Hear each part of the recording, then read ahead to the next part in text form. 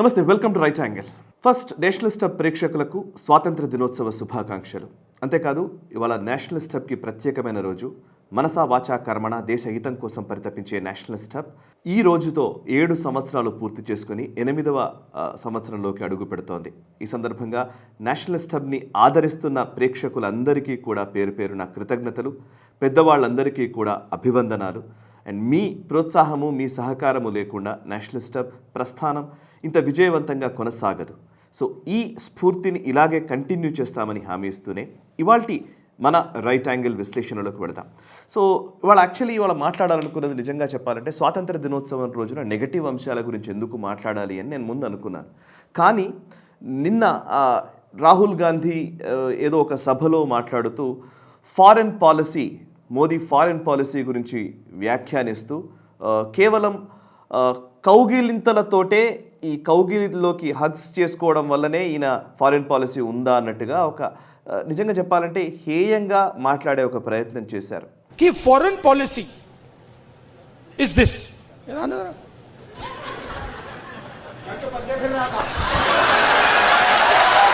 And heckle చేస్తూ చేసినటువంటి వ్యాఖ్యలు ఇవాళ పూర్తిగా సోషల్ మీడియా మాధ్యమాలు అంతటా కూడా వైరల్ అవుతూ ఉన్నాయి.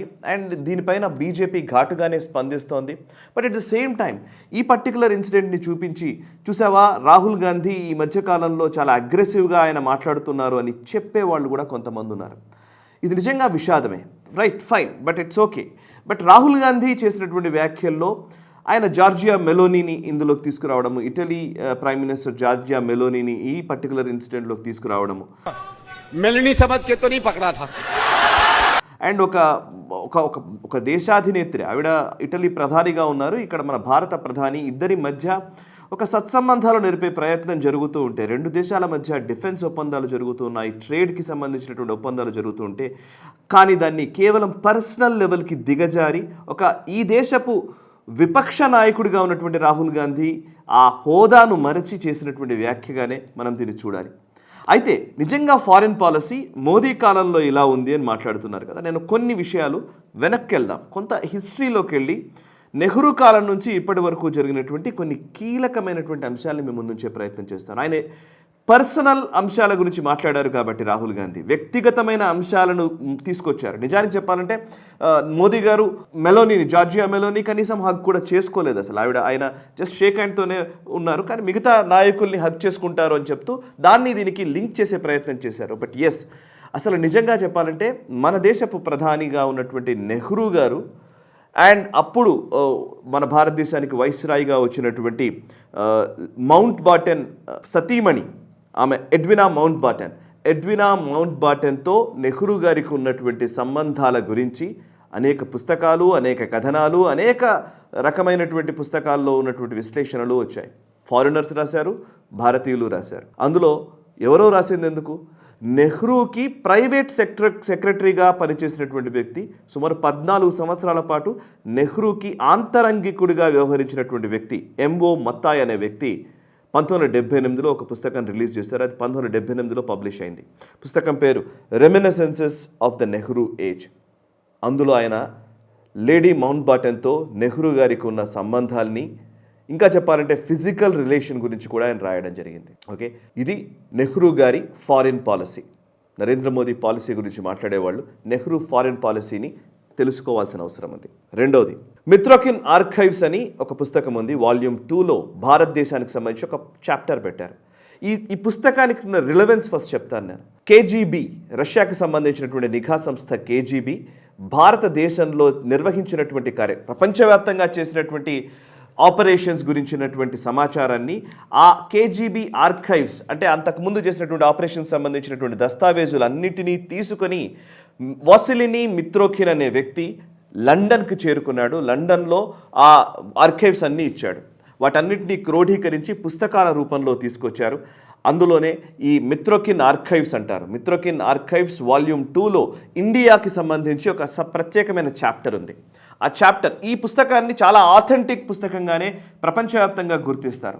అందులో ఈ పర్టికులర్ చాప్టర్లో, ఇండియా చాప్టర్లో ఇందిరాగాంధీ ప్రధానిగా ఉన్నప్పుడు లేదా ఇందిరాగాంధీ ప్రధాని కాకముందు జవహర్లాల్ నెహ్రూ గారు రష్యాకు వెళుతున్నప్పుడు ఇందిరాగాంధీ వచ్చిన సందర్భంలో ఇందిరాగాంధీని ఆకట్టుకోవడం కోసం నేను అందులో రాసింది నేను మెన్షన్ చేస్తూ ఉన్నాను.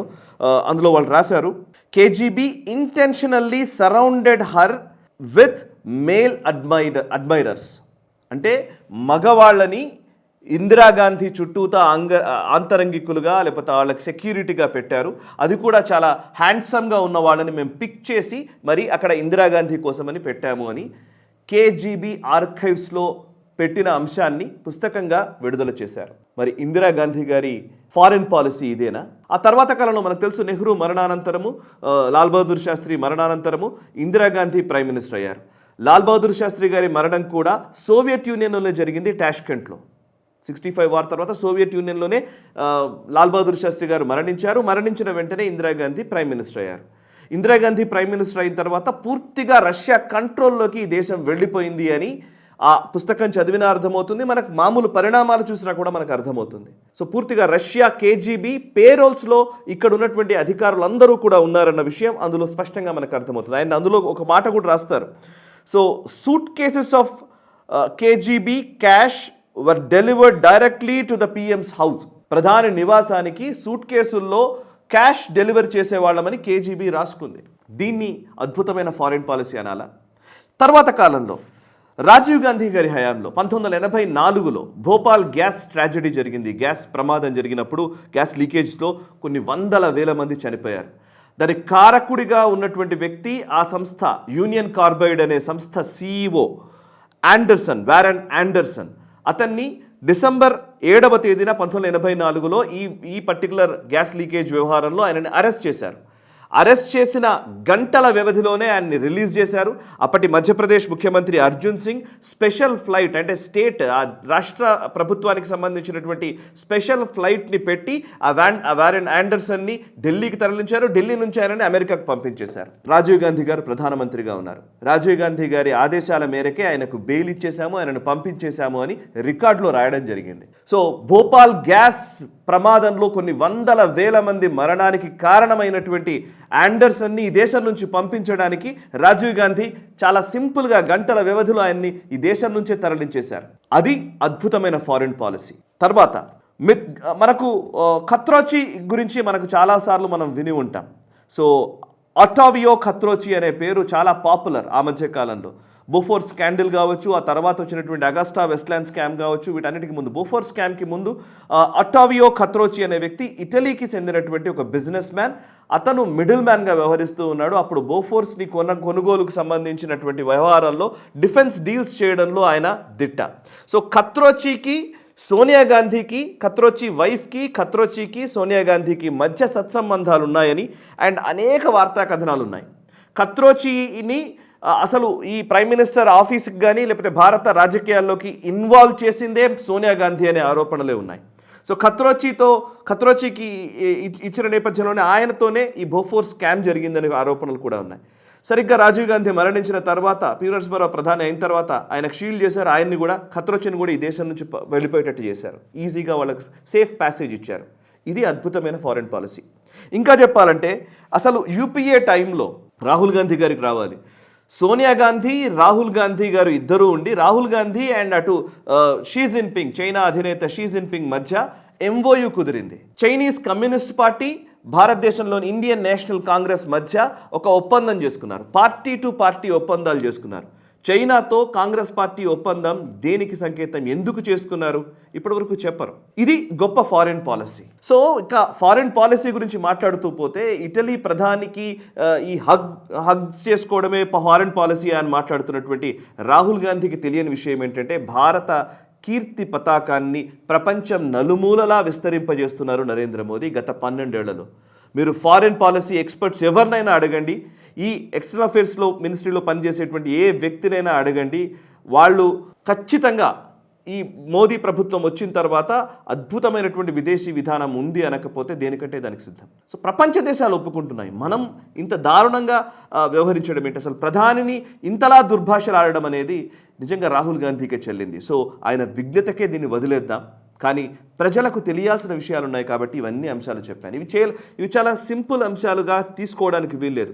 ప్రధానమంత్రులుగా ఉన్నప్పుడు ఆయా దేశాధినేతలతో సంబంధాలు, ఆయా దేశాధినేతలతో వ్యవహరించిన విధానాలు ఇవన్నీ కూడా క్రోఢీకరించి మీ ముందుకు 2-3 ఉదాహరణలే తీసుకొచ్చారు. ఇలాంటివి కోకొల్లలు. ఈ వీడియో నచ్చితే లైక్ చేయండి, 10 మందికి షేర్ చేయండి, కమెంట్స్ ద్వారా మీ అభిప్రాయాలు మాతో పంచుకోండి. మనసా వాచా కర్మణ, దేశ హితం కోసం నేషనలిస్ట్. ఈ వీడియో మీకు నచ్చినట్టయితే లైక్ చేయండి, 10 మందికి షేర్ చేయండి. అలాగే కామెంట్ల రూపంలో మీ అభిప్రాయాలను మాతో పంచుకోండి. Nationalist hub group of channels ను సబ్స్క్రైబ్ చేసుకుని తెలుగునాట జాతీయవాద జర్నలిజాన్ని ప్రోత్సహించండి. ఈ వీడియో కింద ఉన్న బెల్ ఐకాన్ పై క్లిక్ చేయడం మర్చిపోవద్దు.